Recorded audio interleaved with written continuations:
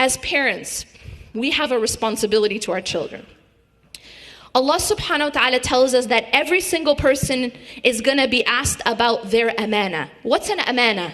An amana is a trust. So if I were to entrust you with some money, for example, then you would be responsible for that, taking care of that money, right? Allah subhanahu wa ta'ala has given us a trust. Allah, in fact, has given us many trusts. And one of the most precious of them is our children. Allah will ask us what we did to give our children their right of an Islamic education. It's not just something optional.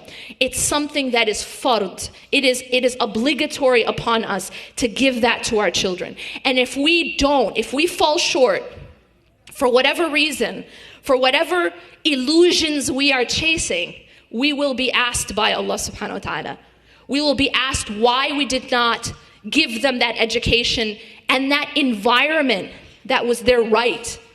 It's a right upon us, right? That it is actually an obligation rather upon us, and it is their right. Now I want to just move slightly to the concept of environment. So someone might say, okay, I'm going to teach my children over the weekend, right? They can go to school, at any other school during the week, and I can give them tutors, or I can send them to, Sunday school, Saturday school, Islamic school over the weekend. Now, while that's wonderful, there's a very important problem there. And that is, you are overlooking the absolute powerful influence of environment. Now, this is something that I can tell you from an Islamic perspective, but also from a psychology perspective. You are your environment. The Prophet ﷺ says, "Al-mar'u ala dini khalileh." What does that mean? Very simply put, very profound. A human being is on the way of their closest friend. What does that mean?